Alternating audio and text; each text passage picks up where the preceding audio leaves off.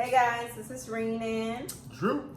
And we wanted to make a quick video just to update you guys on some things that have been happening. So you guys know that 2020 has been completely crazy. Would you agree? Crazy. Oh my goodness. So the pandemic has everybody in an uproar, and we unfortunately were diagnosed with COVID-19, and this was back in July. So we're making this video now in December. We've been kind of private about it just because we didn't want to freak people out. And now I think that we're ready to talk about. So Drew's going to give you some things that we're just going to discuss with you guys. And hopefully this helps you out. But if you have any questions, definitely feel free to ask, comment. We are not the experts. God, no. At all, but we will try our best to kind of let you know what our experience was. So, you want to talk about the symptoms first? Yeah. So what did you feel?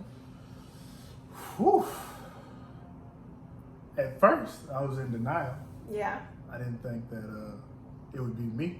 It was so funny because, he was sick and we just thought that he had like a cold or something like that. And then I started to get sick, but then I started to feel it right away. And I think I got my results first. I got my results first, and they were... I was still in denial. Yeah, so my results were positive, and we live in a 2-bedroom, like, condo type of apartment style. So, obviously, if I had it, he had it. Maybe. Yeah. So, anyway, so what else? It started out with a fever. A fever, uncontrollable fever.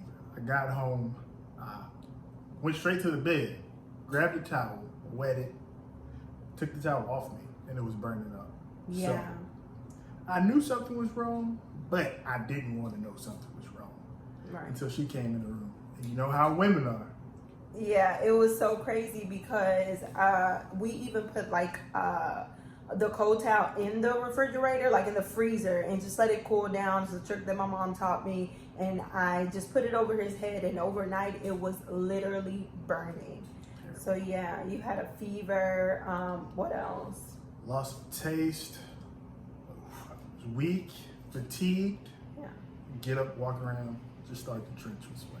Yeah, and his fever was 102 at first. It was very high. By the time that we got to the hospital, I think it was like at a 99, but then it went back up for a little bit. And that lasted like a day. And then after that day, we'll tell you about the hospital visit, but after that day, his fever went away. So for me, I never really had a fever. I didn't have any type of, like diarrhea or anything crazy like that. Yeah, because he had some bathroom issues. he had some bathroom issues. And we're laughing now, guys, because it's been so many months after it. But we want you to know that we take this very serious, and that's why we're bringing you the video. So for me, it was really just body aches, like a lot of body aches. There's a table behind us that you guys can't really see, but we got this table right around the time that we got it, which was in July. Not sure if we mentioned that, but and the couch. And a couch, yeah.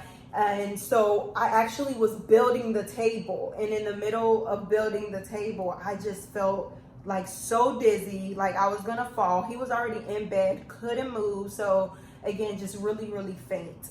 Good thing we didn't tell our parents that part. Yeah, that's true. They were very worried. But that was some of the symptoms, and we're looking down because we don't want to forget some of the topics that we wanted to bring to you guys. So then we went into treatment mode, right? So we went to the hospital. Tell them about the hospital. It was so weird.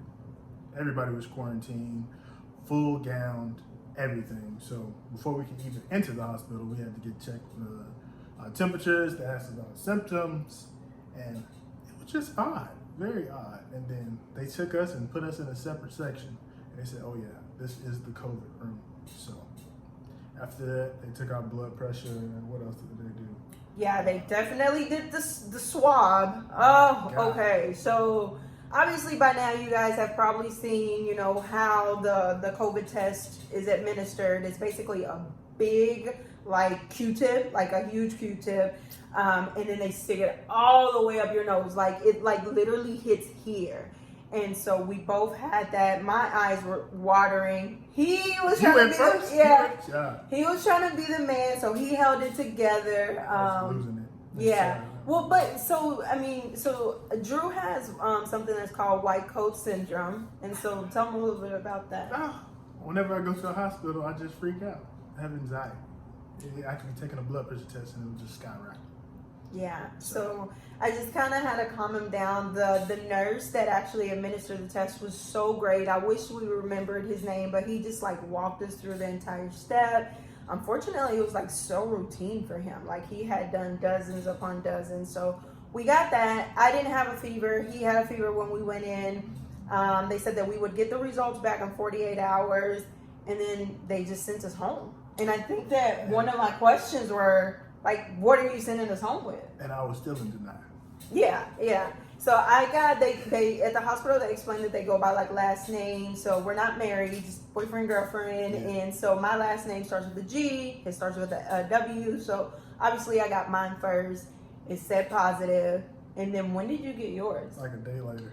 So 24 hours later, W, he got his, both positives.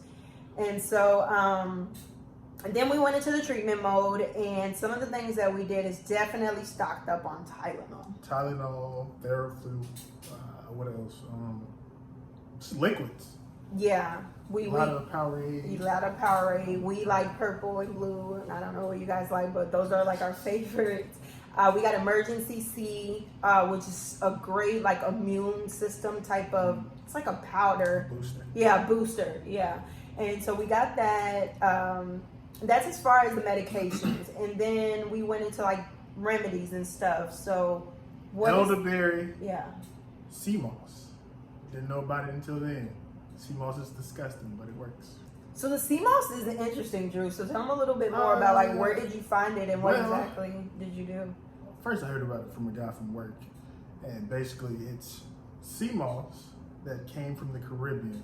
And what you do is you collect it, you grab it, you clean it, sterilize it with like lemon juice or lime and let it sit overnight so it expands. And then after it expands, you throw it in we got a Ninja bullet, something like that. Yeah, like a blender. Yeah, it forms like a gel. You can put that in soups, tea, and you just drink it daily.